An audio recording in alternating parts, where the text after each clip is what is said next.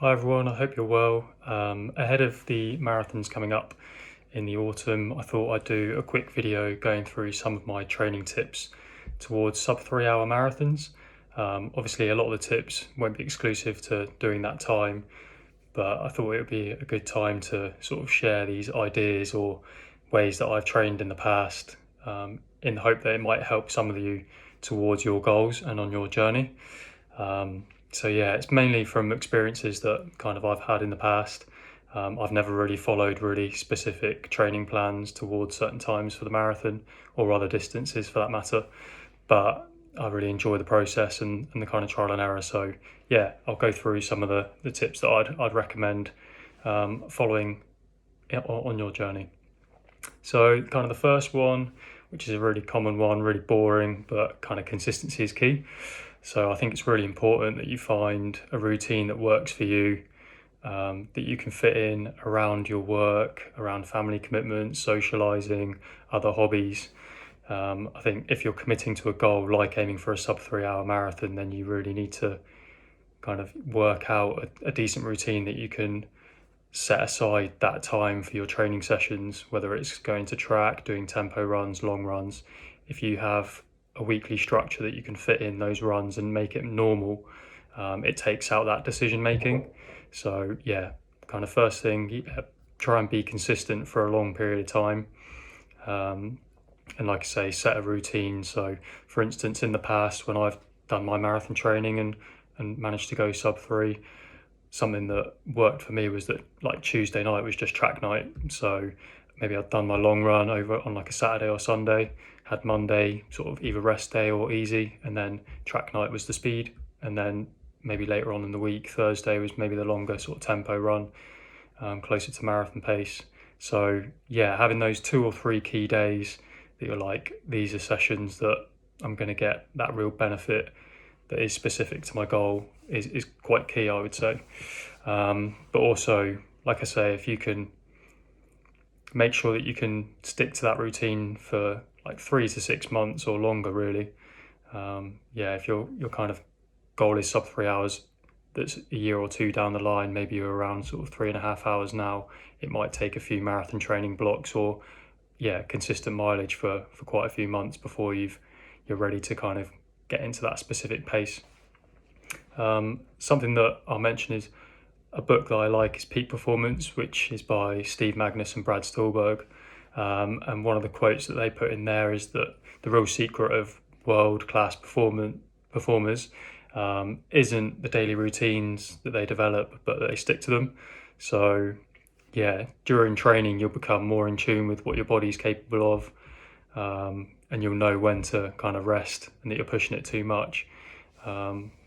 So yeah, it's good to kind of analyze yourself regularly, and that's on to the next point really. So self-analysis, basically, yeah, reflect on how training's going, seeing which sessions you're adapting well to, what you're getting from them. So like I say, if you're doing a regular track session, working at 5k, 10k pace, that's quite good because you're getting more efficient at holding those paces and becoming uncomfortable. And then when you then go to do the tempo or the longer runs at slower paces, that should hopefully feel more efficient, more manageable, a lot easier. So yeah, obviously you don't want to do a huge amount of speed work. If you've got 2 or 3 sessions that are kind of 5k, 10k pace orientated, then you're going to be getting quicker and that speed's going to be there. But at the end of the day, you obviously need to work the endurance as well, especially if you've already done half marathons and shorter distances. The big key thing for the marathon obviously is that time on feet and building that endurance as well. So you obviously want to put a good emphasis on those longer tempo runs near a marathon pace and the long runs as well. So looking at the balance of your whole week and analysing how things are going and also adapting as well. Yeah, I think again, if you're tired from a session that you've done earlier on in the week, then maybe dialing things back so you can then still do a good long run at the weekend, is kind of key really, that you do analyze yourself. You don't just stick to a really rigid training plan and think I need to do these sessions at these paces all the time. Learn about yourself, learn about your nutrition and sleep and other things, and yeah, try and kind of roll with it. Flex a fair amount. like I say, I've never really followed super specific training plans. I've known how to kind of work my way up and build up the distance, and work at a different amount of a different kind of intensities. So yeah, kind of enjoy the process, but also have a holistic approach as well. So like think about the nutrition you're having before those long runs and on the long runs. Think about kind of your warm-ups, even like strength, stretching, foam rolling, all of those little bits. Again, if you can add that to your weekly routine, then it can help you do better or perform better in those sessions in training. And obviously prioritize sleep as well. I think, yeah, when you're doing a lot of long runs, you can be really tired and fatigued quite a lot of the time. And a big part of marathon training is that cumulative fatigue. Again, like I say, if you've done a hard track session on the Tuesday, your legs are still going to be tired on the Thursday when you're then doing your tempo run. But then again, that's kind of mirroring that fatigue that you're going to feel towards the end of a marathon. So it's getting the right balance, and learning how to kind of hit the right sort of paces and balance the stress throughout the whole week, I would say. So kind of following on from that, I would also say kind of keep the training really varied. So yeah, I think I've tried one marathon block ahead of Seville Marathon where I kind of skipped doing speed sessions on Tuesdays and added more regular kind of 20 to 30k runs near a marathon pace. And it did work. It did kind of really build that endurance. And again, that cumulative fatigue was there. So I was definitely getting kind of stronger and more efficient at marathon pace. But it did become quite tedious and a little bit boring when I was doing that quite a few weeks in a row. So I think just for a kind of fun aspect and for enjoying it, I think you're better off trying to find those gears, doing regular speed sessions or track sessions with a group if you can. And then, like I say, trying to do maybe more a tempo run and then a long run. And I think those 2 or 3 runs are kind of the key ones. I think another thing I would say, coming back to the self-analysis thing, is look at what maybe you're best at. If, say, you've got good speed over the 5k and 10k, then obviously the endurance aspect and those long runs are where you're going to need to make the biggest improvements. But if your kind of endurance is good and your half marathon pace is quite close to your 5k, 10k pace, and you're quite good at getting into that rhythm, you're a bit of a metronome, then obviously it might be worth revisiting, going back and doing some more like 5k, 10k half marathon specific sessions, build that speed in there for a couple of months before then kind of moving up and then stretching it out, or being able to hold that pace for longer. Because obviously with the sub 3 hour marathon, you need to be hitting 4:15 minutes per kilometre or 6:52 minutes per mile. So yeah, it's kind of that middle ground where it is a quick pace for that kind of long run, but obviously if you can get your 5k 10k pace down to well below sort of sub 3.5 minute k pace, that should feel quite comfortable. So yeah, for me, when I first went sub 3 hours, I think my half marathon PB was inside an hour and 20 minutes, so probably closer to 77 minutes, I think. So yeah, on one hand that was good, and the marathon pace did feel more efficient, but on the flip side, I maybe thought that I had quite a lot of time kind of in the bank and that it would feel more comfortable, and that I didn't then necessarily maybe look into my taper or my nutrition as well as I should do. So, but we'll get onto that in a second. In terms of kind of progression throughout the whole kind of training process, I think it's good to sort of look at when your race date is, kind of work back, put in kind of key days or weekends where you may be going to do like a half marathon race or kind of a half marathon at race pace. So maybe some time trials, maybe a 20 miler, like 4 or 5 weeks out before race day, again, relatively close to marathon pace. So yeah, I think it's good to work back from that, and then build your weekly mileage and your long runs up towards kind of race day. I always think there's kind of a couple of ways to approach marathon training. It's either you do sort of quite a lot of speed work, again, get your legs ticking over, get your good kind of 5k, 10k half marathon times in, and then work on the endurance, or do a lot of kind of base mileage, not worrying too much about the pace, but kind of building that aerobic fitness, and then kind of bring in bigger blocks at marathon pace, and progress it up that way. So yeah, for me, I've kind of mainly done sort of like a few run streaks before to kind of build base fitness, sort of normally around November, December, and then started doing more specific longer runs or sessions sort of January, February, March ahead of a marathon in April. So yeah, if you're doing any races in September, October, then you'll probably want to be doing decent sort of base mileage now, and then it will be getting more and more specific over the next couple of months. So yeah, I think a lot of people as well can be kind of too keen in the early stages as well. I think it's good to have a long-term view.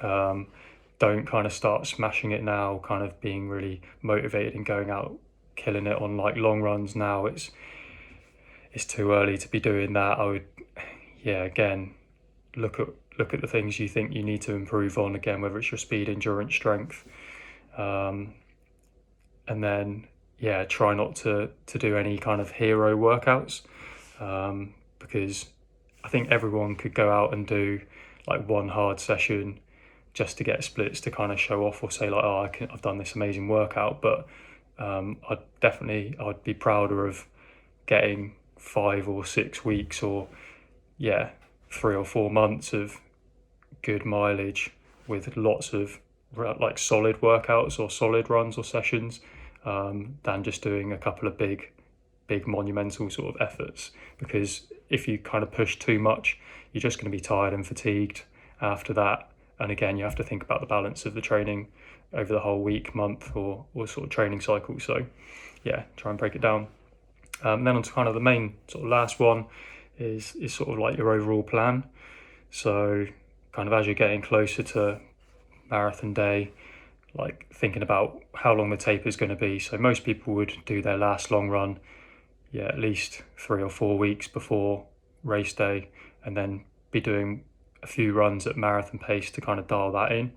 And your nutrition strategy, obviously throughout training, I obviously recommend using the gels and playing around with a few different brands to make sure you know it works. Even if you're not doing a long run, sometimes even taking a gel just before going out and doing a run, even if it's like 5-10k near marathon pace, you can just see how that sort of sits.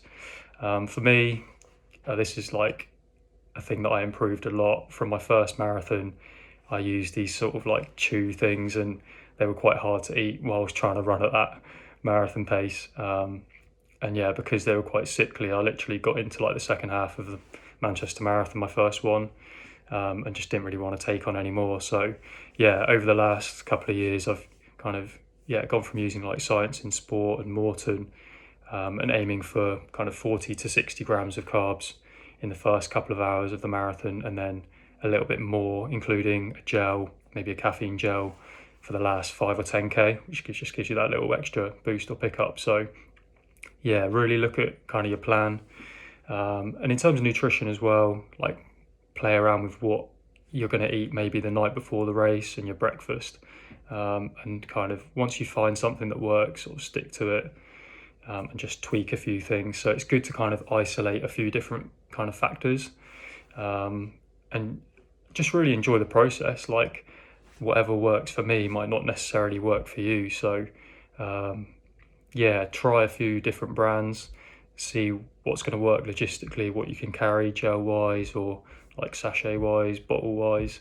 I know a lot of people will run marathons now with bags and race vests, so you can just sip on your kind of carb mixes and things. So yeah, have a good solid like race plan and try it a lot when you're doing those like long runs closer to 20 miles, and sort of see how you feel towards the end of them. So, and then obviously race plan depending on which marathon you're doing.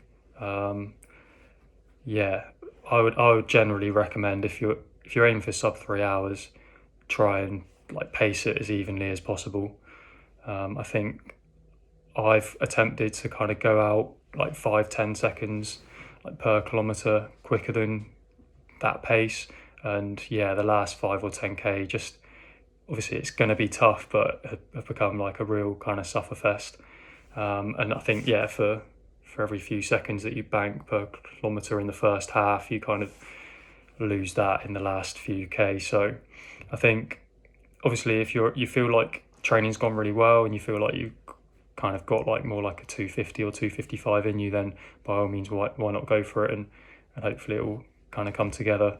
But I think if your PB so far is quite close to 3 hours, I think set out at 4:15 minutes per K or 6:52. Try and go through halfway feeling relatively comfortable and steady, and then if you have anything left in the last 5 or 10K, which is the most important kind of section of the race, obviously, then kind of push or crank it up then. So try and save a little kind of sprint finish for the end. So overall, those are kind of my main tips. Like I say, from my experience, my first marathon was Manchester, where I did 3:28, although I think it was actually short that year, so I think they kind of put it up to more like 3:30 something. But I learned a lot about the taper and the nutrition that day. I think I'd done quite a long run, sort of I think it was 2 or 3 weeks before race day, and I was definitely still tired or fatigued from that. Again, my nutrition was nowhere near as good as it could have been and should have been.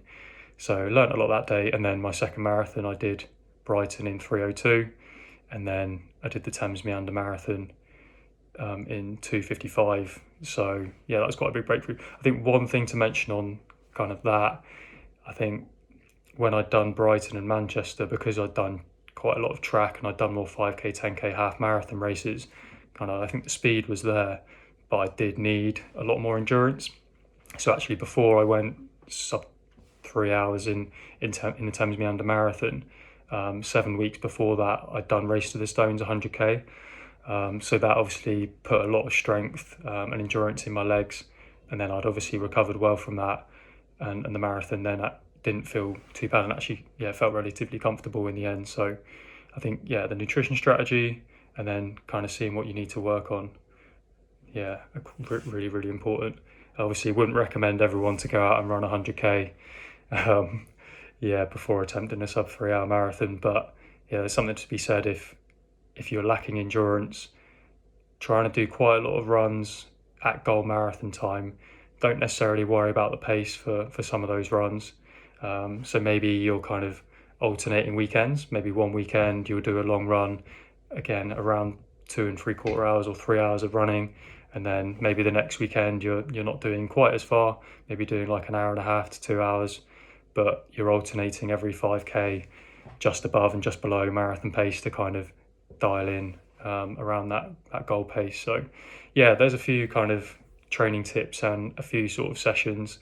One other session, I guess, that I used to do, because I felt like track was obviously working more that speed, it was a really good session to do, but then quite often I would add another sort of 15 or 20 minutes kind of around goal marathon pace after. And it was strange, my legs obviously felt tired after the session, but they felt quite efficient and strong doing that, and it was quite good to be getting used to running at goal pace on tired legs. So that's the whole aim of training. I think that kind of cumulative fatigue does play kind of a massive part in the whole process. But if you're going through training and aiming for a sub 3 hour marathon, or if you're just running a marathon later in the year and you want any other tips, or you've got any questions, or you want somebody to kind of reassure you, but you've already got a coach, just drop me a comment or a direct message, and I'm more than happy to kind of see what you're doing and offer some advice or other tips. But hopefully it will help some of you. Good luck, enjoy the process, and enjoy your running.